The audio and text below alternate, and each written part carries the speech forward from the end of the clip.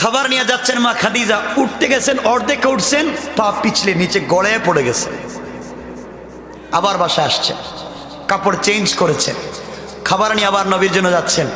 জিবরিল আমিনকে রাসূল আল্লাহ পাঠিয়ে দিলেন, যাও বন্ধুর কাছে, বন্ধুর কাছে যাও, এটা নবুয়তের পরের কথা, যাও আমার বন্ধুকে জানাইয়া দিও খাদিজা আসতেছে, আসলেই যেন আমার পক্ষ থেকে এই মেয়েটাকে সালাম জানাইয়া দেয়।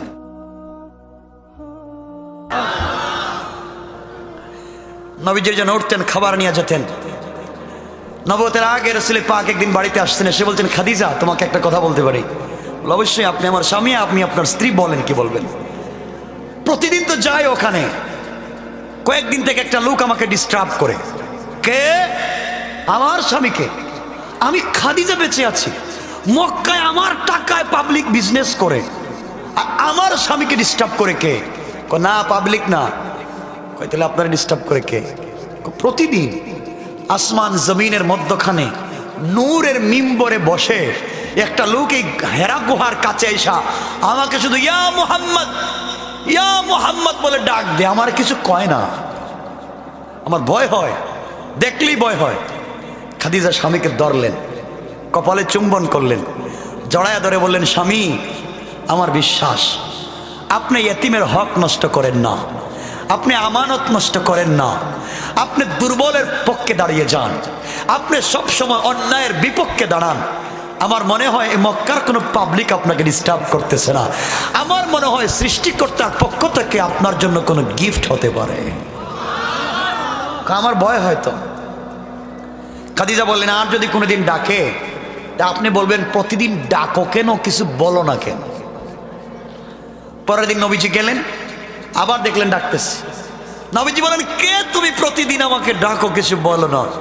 জিবরিল আমিন বলছেন, মুহাম্মদ ইবনে আব্দুল্লাহ, আমি দুনিয়ার কেউ না, আনা জিবরাইল। তো জিবরাইল তো আমার কাছে কেন? আল্লাহ আপনার কাছে আমাকে দিয়ে পাঠিয়েছেন নবুয়ত এবং রিসালাত। সুবহানাল্লাহ বললেন না? তাহলে আমি নবুয়ত রিসালাত দিয়ে কি করব? এখন আল্লাহর তাওহীদ, আপনার রিসালাত দুনিয়ার মানুষকে প্রচার করে বুঝাইয়া দিতে হবে। এই জন্য আমি আপনার কাছে এসেছি, আপনাকে কোরআন নাজিল হচ্ছে, আপনি পড়েন ইকরা। রাসূল বললেন, ওগুলো আমি বুঝি না, আমি এগুলো পারবো না। আবার বলছেন ইকরা, আমি পারি না। আবার বলছেন ইকরা, আমি জানি না। জিবরাইল বলছেন, আল্লাহ আপনি কি আর মানুষ পাইলেন না নবুয়ত দেওয়ার? কার কাছে দিলেন? ও যারা ইকরা বলতে পারে না। আমার আল্লাহ জানায় দিলেন, জিবরাইল রে, যাকে আমি বন্ধু বানিয়েছি তার কাছে কোরআন নাজিল করে তেলাওয়াত করাইয়া কষ্ট দিতে চাই না। আমি আমার বন্ধুকে জানাইয়া দিব, লা তুহাররিক বিলিসানাক লিতাজালা বি, তুমি আমার বন্ধুর বুকের সঙ্গে বুক লাগাইয়া চাপ দিবা, আর আমি আল্লাহ 30 পারা কোরআন তার সিনার মধ্যে নাজিল করে দেওয়ার জিম্মাদার। কষ্ট দিব না, বন্ধুকে কষ্ট দেওয়া যায় না। সুতরাং তুমি শুধু বলবা, আর আমি 30 পারা কোরআন সিনার মধ্যে দিয়ে দিব। সুবহানাল্লাহ বলেন। নবীজি নবুয়ত লাভ করলেন প্রথম দিনের ধাক্কা জিবরাইলের সঙ্গে। তাহলে বোঝা গেল ইলম সিনা দর সিনা। ইলম একজন বড় আলিমের কাছে আইসা উস্তাদ ধইরা এরপরে ইলম নিতে হয়, বাসায় বৈশা আলিফ বা তাসা পড়া হয় না। কথা বলেন না কেন? উস্তাদ ছাড়া যারা ইলম শিক্ষা করে তাদের সরাসরি উস্তাদের নাম হলো শয়তান। ঠিক কিনা বলেন? এটা বুঝছেন তো? এটা বুঝেন নাই? নবীজি আসছেন, কম্বল দিয়ে শুয়ে পড়ছেন, জ্বর উঠেছে। জ্বর কি উঠেছে? সবাই বলেন না, জ্বর। খাদিজাতুল কুবরা বলছেন, স্বামী আপনি ঘুম থেকে আইসে শুয়ে পড়লেন, বাহির থেকে এসে শুয়ে পড়লেন, কি হয়েছে? নবীজি বলেন, খাদিজা বলতে লজ্জা হচ্ছে। কেন? আমার নবী বললেন, খাদিজা রে, আজ আমার জিন্দেগির নতুন অভিজ্ঞতা সঞ্চার হয়েছে। এই মুহূর্তে তোমাকে যদি আমি বলতে যাই, স্ত্রী হিসেবে তুমি যদি আমাকে বিশ্বাস না করো, এর চাইতে লাঞ্ছনার আর লজ্জার কিছু হতে পারে না। এই জন্যে তোমাকে আমি জানাতে চাই না। খাদিজাতুল কুবরা বললেন, স্বামী আমার, আপনার দায়িত্ব বুঝাইয়া বলা, আপনি আমাকে বলে দিন কি হয়েছে, আপনি আমাকে বলেন, আপনি আমার স্বামী, আমি আপনার স্ত্রী। বিশ্ব নবী বললেন, খাদিজা, যেই লোকটা ওখানে দাঁড়ায়া দাঁড়ায়া আমাকে ইয়া মুহাম্মদ বলে ডাক দিত, এই লোকটা আজকে এসে আমার কাছে বলেছে আল্লাহর পক্ষ থেকে সে নাকি জিবরাইল, আমার কাছে নবুয়ত দিয়েছে, কোরআন নাজিল করেছে, আমিও নবী এবং রাসূল। এখন তোমাকে যদি বলি আমি নবী, তুমি যদি না মানো, এর চাইতে বড় অপমানের কিছু হতে পারে না। খাদিজাতুল কুবরা বললেন, স্বামী আমার, আমি কিছুই আপনার কাছে জানতে চাই না। আল্লাহ তাআলা আপনার কাছে নবুয়ত দিয়েছেন, আমি জানতে চাই না।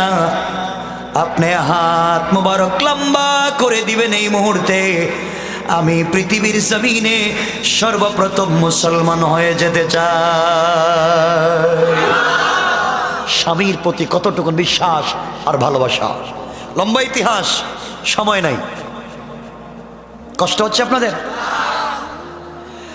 আমার মুসলমান বন্ধুগণ, এক পর্যায়ে খাদিজাতুল কুবরা কালিমা পড়ে মুসলমান হয়ে গেলেন। আল্লাহর নবীর কাছে কোরআন আসলো, দ্বীনের দাওয়াত বিশ্বনবী দিলেন। নবীজি এবার আল্লাহ কোরআন নাজিল করে জানাইয়া দিলেন, ওয়ানজির আশিরাতাকাল আকরাবিন। আল্লাহ আমার আলোচ্য আয়াতে বলছেন, আল্লাযী আনকাদা যাহরাক। বন্ধু, এবার দ্বীনের দাওয়াত দিতে টাকা লাগবে। মানুষকে টাকা পয়সা দেয়া হলেও দ্বীনের দিকে আহ্বান করা লাগবে। মানুষের কাছে দ্বীনের দাওয়াত দিতে গেলে আঘাত আসবে, তোমার ক্ষমতা লাগবে।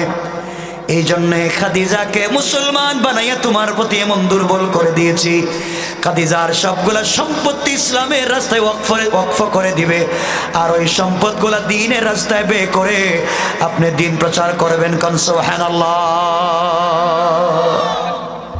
এবার খাদিজা বললেন, স্বামী, আমার সম্পদের অভাব নেই, সবগুলো ইসলামের রাস্তায় দান করে দিলাম, আপনি দ্বীনের দাওয়াত দেন। নবীজি দ্বীনের দাওয়াত দিচ্ছেন, আল্লাহ আয়াত নাজিল করলেন, ওয়ানজির আশিরাতাকাল আকরাবিন। যাও আত্মীয় স্বজনের কাছে দাওয়াত দাও। কার কাছে? কথা বলেন, কার কাছে? আত্মীয় স্বজন। যুবকেরা, তোমাদেরকে বলছি, এই জায়গায় মনে রাখবা, আল্লাহ এই জায়গায় বলছেন ওয়ানজির আশিরাতাকাল আকরাবিন। এবার আত্মীয় স্বজনের কাছে দ্বীনের দাওয়াত দাও। কার কাছে? পরিবার পরিজন, বন্ধু বান্ধবের কাছে দ্বীনের দাওয়াত দাও। নবীজি দ্বীনের দাওয়াতের জন্য গেলেন। কোথায়? কোথায় গেছিলেন? কোথায়? সাফা পাহাড়ে।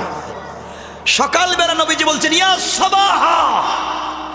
সকালবেলা যদি কেউ পাহাড়ে উঠে সাবাহা বলতো, তে পাবলিক মনে করতো গুরুত্বপূর্ণ কোনো তথ্য হবে, সবাইকে মাঠে হাজির, সবাই পাহাড়ের নিচে হাজির। যারা যেতে পারে না তারা প্রতিনিধি পাঠায়া দেয়। তো নবীজি এখন পাবলিকের কাছে দ্বীনের দাওয়াত দিবেন। কিন্তু এখানে একটা কথা বলে রাখি, নবীজি যাচ্ছেন এখন কোথায়? পাহাড়ে। দাওয়াত দিবেন আত্মীয় স্বজন, তাই তো? নবীজি গেলেন, সবাই জমা। কথাগুলো মনোযোগ দিয়ে শুনবেন, কি বোঝাতে চাই। নবীজি বলেন, আমি যদি বলি তোমাদের কাছে, আমি যদি বলি তোমাদের বিরুদ্ধবাদীরা তোমাদের উপরে পাহাড়ের ওপর প্রান্ত থেকে আক্রমণ করছে, তাহলে মক্কার মানুষ, কুরাইশের নেতা এবং কর্মীরা, তোমরা শোনো, তোমরা কি আমার কথা বিশ্বাস করবে? আবু জাহাল, আবু লাহাব, উতবা, শাইবা, মুগীরা সবাই ডেকে বলল, মুহাম্মদ ইবনে আব্দুল্লাহ তুমি আল আমিন। তারা জানে না তখন নবীজি কালিমার দাওয়াত দিচ্ছেন। তোমাকে বিশ্বাস করি, তুমি কোনো কথা বলতে দেরি হবে, মানতে দেরি হবে না। তুমি কি সংবাদ দিবে বলো, আমরা মানতে রাজি। নবীজি বললেন, আসলিম তাসলাম। ইসলাম কবুল করো, শান্তিতে থাকবা। তাওহীদ কবুল করো, মূর্তি পূজা করা যাবে না, পাথরের পূজা করা যাবে না, আজকের থেকে আগুনের পূজা করা যাবে না। রাসূল পাক যখনই মূর্তির বিরুদ্ধে প্রথম কথাটা বললেন, মূর্তি পূজা চলবে না, আল্লাহর তাওহীদের দাওয়াত দিলেন। এই দাওয়াতটা শুধুমাত্র দিয়েছেন, মক্কার মানুষ কোনো প্রতিক্রিয়া ব্যক্ত করে নাই, এখনো শুনতেছে যে কি বলতে চায় মুহাম্মদ। আজকে আমাদের মূর্তির বিরুদ্ধে কথা বলছে মুহাম্মদ। মানুষ কোনো প্রতিক্রিয়া ব্যক্ত করে নাই, কোনো প্রতিবাদ করে নাই, শুধু শুনতেছে। এমন সময় দাঁড়িয়ে গিয়েছে আবু লাহাব। আবু লাহাব নবীজির কি হয়? সবাই বলেন, আর কি? আর জানেন না? নবীজির বিআই নবীজির বিয়াই, নবীজির দুটা মেয়ে, আবুল আহাবের দুটা ছেলে উতবা এবং উতাইবার কাছে নবুয়তের আগে বিয়ে দিয়েছিলেন। দুটা মেয়েকে দুটা ছেলের কাছে, একদিকে চাচাও আর এখন বিয়াই। বিয়াই তো বুঝেননি আপনারা, কি বলে আপনারা? বিয়াই না, বিয়াই। বিয়াই ও চাচাও আরেকটা পরিচয়, রসুলের ঘরের লোক। চাচা কি বাহিরের না ঘরের? সবাই বলেন ঘরের। দাঁড়ায় গেল, ডাক দিয়ে বলছে তাব্বান লাকা ইয়া মুহাম্মদ সাইরুল ইয়াউম আলিহাদা জামাতানা দাওয়াতানা। ও মুহাম্মদ ইবনে আব্দুল্লাহ, এই দাওয়াত দেওয়ার জন্য তুমি আমাদেরকে একত্রিত করছো না? এই কথা বলে আমার নবীকে পাথর নিয়ে মারতে চাইল। নাউজুবিল্লাহ বললেন না? দাড়ির দরে টান দিয়ে মাটিতে ফেলে দিতে চাইলো, কাপড় টান দিয়ে ছিঁড়ে ফেললো, পাথর নিল মারবে, আর গালি দিয়ে বলছে তুই একটা পাগল, তোর আল্লাহ একটা পাগল। এখানে কিছু কথা বলি। যেই লোকটা নবীজিকে গালি দিল, আল্লাহকে গালি দিল, প্রথম প্রতিক্রিয়া ব্যক্ত করলো, সে বাহিরের লোক না ঘরের লোক? কথা বলেন, ঘরের লোক। এখান থেকে আমরা জানতে পারলাম আজও রাস্তাঘাটে, হাটে মাঠে, দেশে বিদেশে দ্বীনের দাওয়াত দিলে হিন্দু, বৌদ্ধ, ইহুদি, খ্রিস্টান আমাদেরকে যত না বাধা দেয়, তার চাইতে আমাদের মতো দাড়িওয়ালা, টুপিওয়ালা, পাঞ্জাবিওয়ালা, পাগড়িওয়ালা ঘরের লোকেরাই আমাদেরকে বেশি বাধা দেয়। ঠিক কিনা জোরে কান? ইসলামিক ওয়াজ বাংলা।